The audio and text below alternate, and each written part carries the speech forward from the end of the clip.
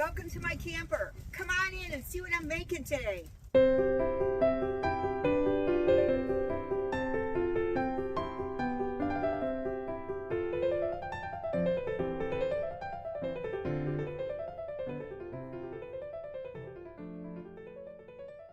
Hey everybody, it's Marie at RV Camper. Today I'm making for you a delicious casserole. It's called Fiesta chicken.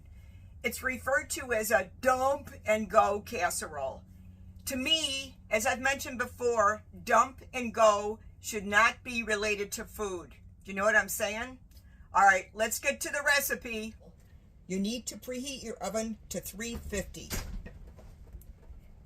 You'll need 4 cups of cooked shredded chicken, 1 cup of instant rice not cooked, 1 can of Rotel tomatoes not drained, 2 tablespoons of taco seasoning, 3 tablespoons of milk, 1 can of corn drained, 1 can of cream of chicken soup, and 1 can of black beans drained, but I'm going to use pinto beans. You'll need a cup of sharp cheddar to mix with these ingredients, and then to top the casserole, you'll need another 3/4 of a cup. You'll need vegetable spray to spray a 9x13 casserole dish. You'll also need a mixing bowl. You don't want to mix it in your casserole dish because you're going to grease that first. In no particular order, I'm going to add the 4 cups of cooked, oh my goodness sake, shredded chicken. I could really have a good blooper ending, couldn't I, to every video that I make, including the non-cooking ones. Okay, 1 cup of instant rice, 1 can of Rotel tomatoes, not drained. I love them. I use mild. You know I'm a wimp. 2 tablespoons of taco seasoning. 2 tablespoons of taco seasoning. 1. Oh, that's a teaspoon. See, now I could cut this out. That was 2 teaspoons. You moron. Okay. All right. So that was, I put in 1 tablespoon and then 2 teaspoons. I'm sure it'll be just fine.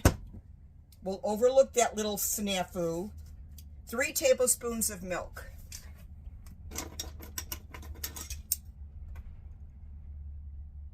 I don't know why milk, but hey, who might argue with the recipe? All right, that's that. That's that for that. All right, 1 can of corn drained. Corn, I already drained it. 1 can of cream of chicken soup. There you go, little chicken soup.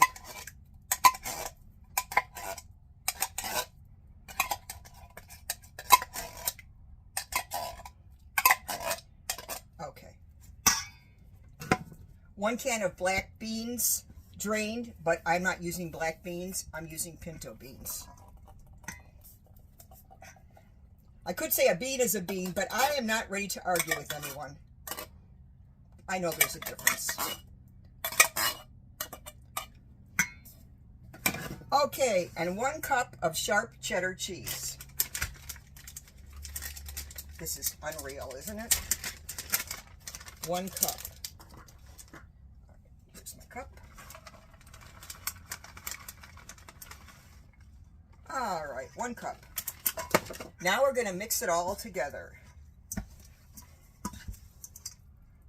Ooh, that's a lot of casserole ingredients, isn't it? Keeping in mind I live by myself. I could feed all of Quartzsite with this casserole. Woof! They're going to be sorry when I leave. I have to tell you one more thing. I put cubed uncooked chicken in this. I measured 4 cups, okay? Well, once you cook it, and then I use my electric mixer to shred it, I had a lot left over. So I will tell you what I'm going to do with that leftover shredded chicken. No, I'm not going to make a teeny tiny Fiesta chicken casserole. Look at this. Look at this. Oh. All right. And everything's cooked, really. I mean, the soup isn't, but that's no big. Okay, now I'm going to spray this casserole dish. Don't forget to preheat your oven to 350. It's in the high 70s today in quartzite, so I'm going to use my portable oven outside. I love having that thing, I'm telling you. I haven't used my air conditioning yet. Oh, good grief. I'm going to have these people lining up outside. Oh my gosh. Oh my gosh. I was going to add green chilies because I love them so much, but they're in the can of Rotel, so I don't want to overdo it. See, I even had them ready. I love them. Love them. Mild. Okay, I'm going to cover this with aluminum foil, and then I'm going to put it in the oven for 30 minutes. After 30 minutes, I'm going to take the aluminum foil off, sprinkle the top with the 3/4 cup of shredded cheddar cheese that I have left, and bake it for another 10 minutes. And then, ooh-wee, I'll be back.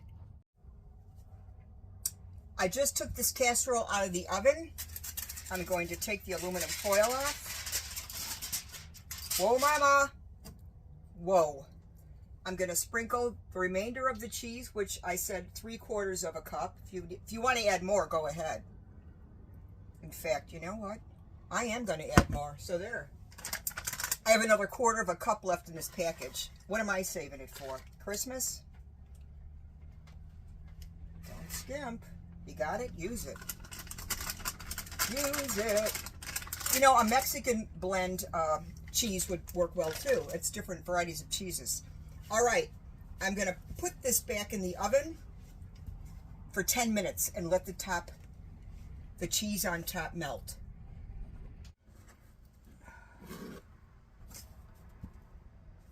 I told you I was going to tell you what I did with the leftover shredded chicken, cooked shredded chicken. I have about 1.5 cups left over. Now, I made this recipe up. I didn't copy it. It's no big deal.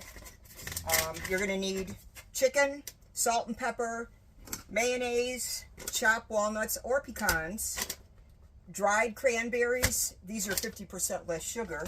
And I kind of dice them up so they're small. And then green onion. I'm going to cut these onions up. All right, so that's the green onions in there. A little salt and pepper. Now, this is probably the only thing I really don't measure when I cook. I just kind of like eyeball it because you can see, you know, how much you have. I really someday need to get a good knife. This is actually from a grocery store, but I really like it. Maybe it just needs sharpening or a replacement. I'm not really sure. It's nothing I think about when I go to the store. You know, it works, so why get rid of it? But for the amount of cooking I do, I should have nice knives, right? Right.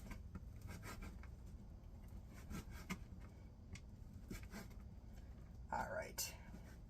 I don't want large pieces of these cranberries, so that's why I cut them. You can leave them at the size they are right out of the bag, but for me, no can do.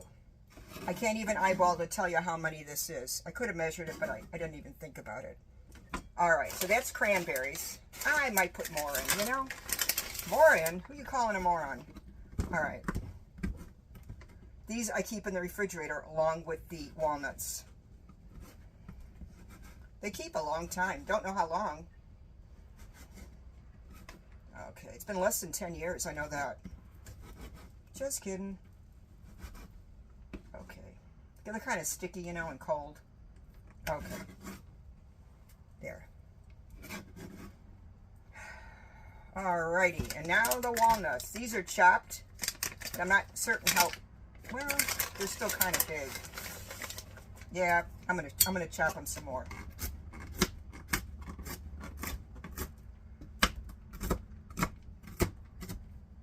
Alright, let's just check this out now.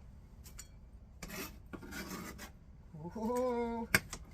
Before I add the mayo, I want to really mix the dry ingredients together first. You can get a better feel of if you need to add anything.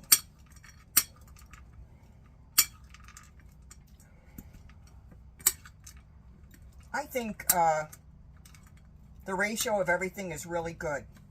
Close to perfect. All right, now the mayo. Mayonnaise.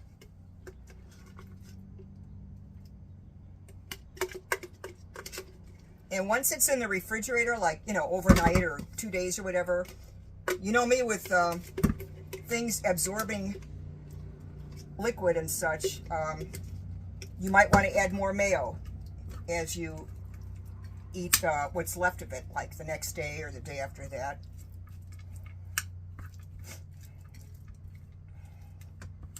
And I don't have any croissants because I wasn't planning on doing this for you, but I like to serve it on a croissant. It's just a little bit more decadent to eat it that way. You know what I mean? I mean, a slice of bread, nah. Okay. I'm going to add more. I have to get more. I'll be right back. Backup plan. All right. No, I can't. I got to use a clean spoon. That's just a sin. Can't do that. Contaminants, you know. All right, people. Now, this is going to make several sandwiches, okay? It just is. What else could you do with the leftover chicken? Well, you could just make chicken salad sandwiches with celery and stuff. Ooh, I could put celery in here. Let's see, do I want to? No, I don't. Well, no, I don't think I. Well, all right. I'm not sure if I'm going to put celery. Please comment. Let me know if you would add celery, okay? I just took this beautiful Fiesta chicken casserole out of the oven. The cheese on the top melted nicely, and I'm going to let it rest for about 10 minutes, and I'll get back to you.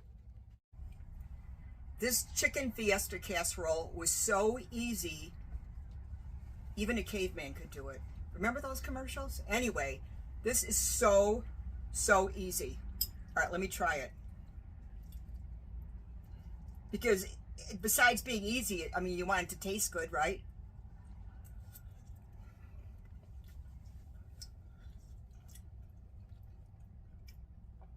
You can really taste that taco sauce. Taco seasoning, rather.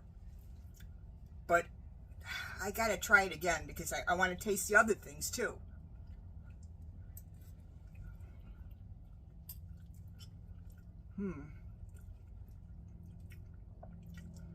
Some of the corn and the tomato from the Rotel. Woohoo! Oh yeah.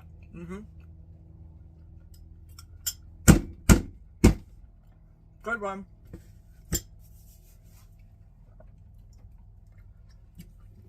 This was delicious. I mean, it was delicious, okay? And easy. Now I have to share this with a few of my neighbors. And, yeah, it's good. I'd make it.